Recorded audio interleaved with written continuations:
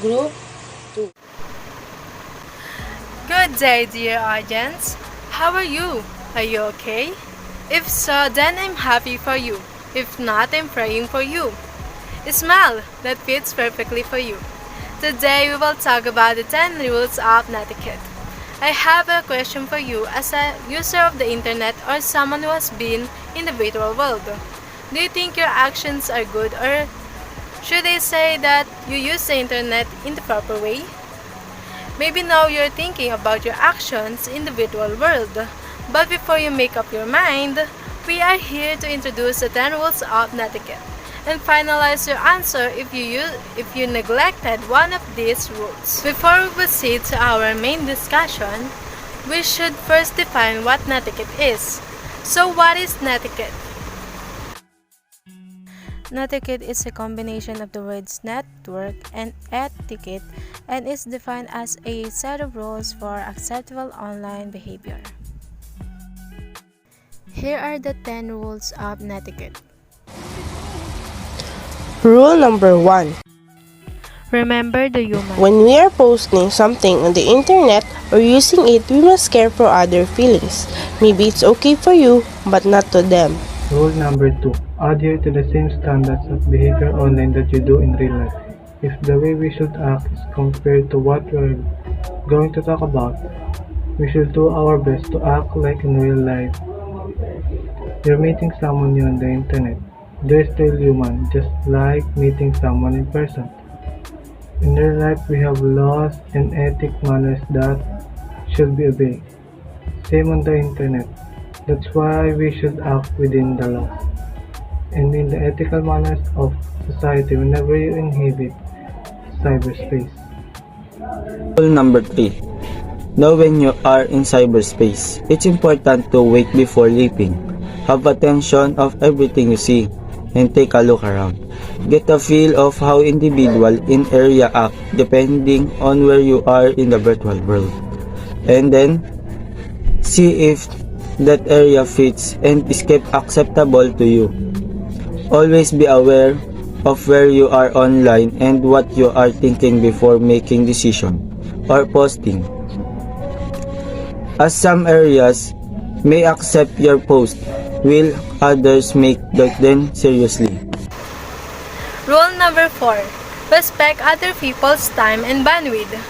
As you share information online, we should also consider the people in the virtual world who can see your posts. Electronic communication takes time to read and time to respond. We should respect their time and bandwidth by giving concise but informative information or message in your posts. Just like me, as a student who browses news online, I also choose an article that has a concise and informative information. Rule number 5. Make yourself look good online.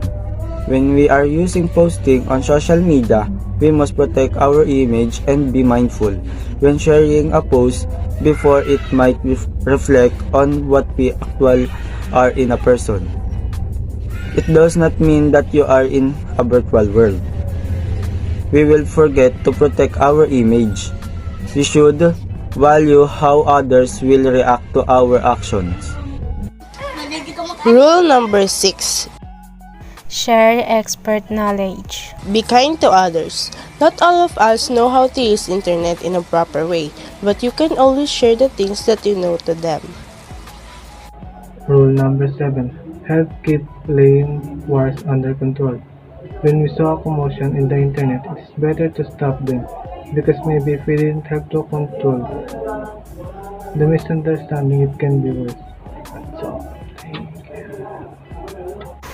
Rule number 8. Respect other people's privacy. The virtual world has allowed people to see their personal information. On the other hand, we should respect and not share their personal information or identity because we don't have the right to share it. It's too personal that if you share their identity, it could possibly harm them. You should not publicly identify or post private information about someone, whether you have bad intention or you're getting a revenge. Rule number 9. Don't abuse your power. Don't be so entitled when you are using internet, even you know better than them. It's not a good reason to downgrade other people. Be humble always. Rule number 10. Be forgiving of other people's mistake. Consider that they may come from a different background or have less experience with the internet before judging someone just because their internet knowledge is not as extensive as yours. We need to be cautious in our reactions and actions. Share your professional knowledge with people who need it, as mentioned in rule number 6, and don't misuse your power as stated in rule number 9. Those are the 10 rules of netiquette. After watching our discussion, do you think you use the internet properly? Take your time to think about it.